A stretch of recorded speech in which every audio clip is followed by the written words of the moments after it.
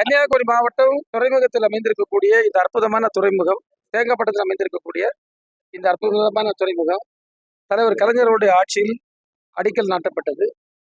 தொடர்ந்து அந்த பணிகள் முன்னெடுக்கப்பட்டு கடந்த காலகட்டங்களில் பல்வேறு உயிரிழப்புகள் ஏற்பட்ட இந்த துறைமுகம் இன்றைக்கு மாண்பு முதல்வருடைய தலைமையில் இருக்கக்கூடிய நல்ல ஆட்சியில் 253 கோடி ரூபாய் இங்கு செலவிடப்பட்டு ஒரு புது பொலிவுடன் பல்லாயிரக்கணக்கான மீனவர்கள் பயன்படுகின்ற விதத்தில் அமைந்திருக்கிறது. இது உண்மையிலேயே இத்தனை 253 கோடி ரூபாய் ஒதுக்கீடு செய்து தேங்காப்பட்டணம் துறைமுகத்தை இவ்வளவு சீரமைத்த எங்கள் மாண்பு முதல்வர்களுக்கு கன்னியாகுமரி மாவட்ட மீனவ மக்களின் சார்பில் மனமார்ந்த நன்றியை நாங்கள் தெரிவித்துக் கொள்கிறோம்.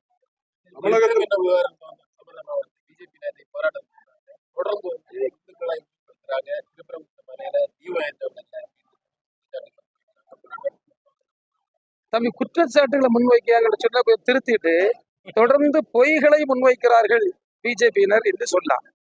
ஏன்னா அங்க அவங்க ஆகம விதிகள் படி அங்க இருக்கக்கூடிய சுவாமிகள் அங்க அந்த குறிப்பிட்ட நேரத்துல எல்லா வருஷமும் ஏத்த கொடுத்த தீப்பந்தத்தை ஏத்திட்டாங்க.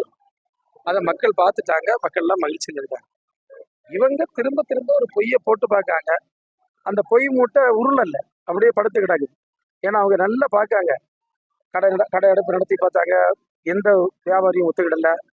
அந்த மக்கள்கிட்ட போய் இருந்து பார்க்காங்க, மாநில நிர்வாகிகள்லாம் கைதாகி பார்க்காங்க, யாருமே அசையில்லை. ஏன்னா இது ஒரு முழுமையான பொய் என்பதை தமிழ்நாட்டு மக்கள், மதுரை மக்கள் புரிந்திருக்கிறார்கள்.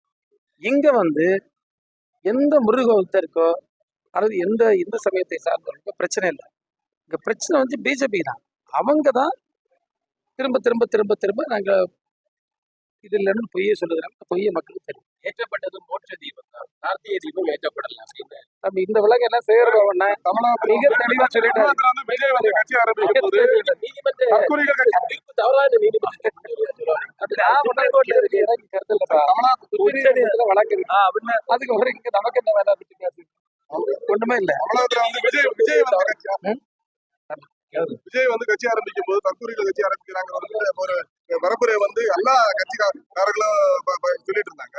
இப்ப பார்த்தாச்சுன்னா அதிமுக இருக்கக்கூடிய மிகப்பெரிய தலைவர் செங்கோட்டையன், அதே மாதிரி திமுகவுக்கு ஆதரவா பேசிக்கிட்டு இருந்த குமரி மாவட்டத்தை சேர்ந்தவர் எல்லாருமே இப்ப கட்சியில பெரும் தலைவர்களை இணைச்சிட்டு இருக்காங்க. அந்த மாதிரி அந்த சேர்ப்பு வரும் தேர்தலில் பிரதிபலிக்குமா? தம்பி நீங்க முதல்ல சொன்னீங்க, ஏதோ ஒரு பேர் சொன்னீங்க, நான் சொன்னா இல்ல முதலமைச்சர் சொன்னாரா இல்ல தம்பி ராஜேஷ் சொன்னாரா? அப்படி யாருமே சொல்லல. நாங்க அரசியல் கட்சிகள் மற்றவர்களை மதிக்க கற்றுக்கொண்டவர்கள் அப்படி யாரும் பேசக்கூடிய வழக்கம் இல்லை. அந்த கேள்வி நீங்க அதை விட்டுருங்க. அப்படி யாரும் அவர் அப்படி யாரும் தரக்குறவா பேசல. அவரவருக்கு விருப்பப்பட்ட கட்சியில சேருவார்கள். நாங்க ஒன்னே ஒண்ணு சொல்றோம், நான் பார்த்துட்டு இருக்கோம். இன்னைக்கு தமிழ்நாடு இவ்வளவு தூரம் பிடிச்சிருக்கேன்னா ஒரே ஒரு காரணம், அதுக்கு பேர் கொள்கை. அந்த கொள்கை இருக்கக்கூடிய ஒரு இயக்கமும் அதை சார்ந்த கூட்டணி. அது என்ன கொள்கைன்னா, மிக சுருக்கமாக சொல்லுகிறோம், சமூக நீதி கொள்கை. எல்லோரும் சமம் என்ற ஒரு சூழ்நிலை உருவாக வேண்டும் என்ற அந்த அடிப்படையான கொள்கை. ரெண்டாவது, இந்த சாதிய மதவெறி இவையெல்லாம் ஒழியணும்னு நாங்கள் இருக்கக்கூடிய முன்னெடுப்பு. மூன்றாவதாக, ஒரு பாராளுமன்ற ஜனநாயகம் என்பது ஒரு மதசார்பற்ற ஜனநாயகம் என்று நம்முடைய நாட்டில் இருக்கிறது.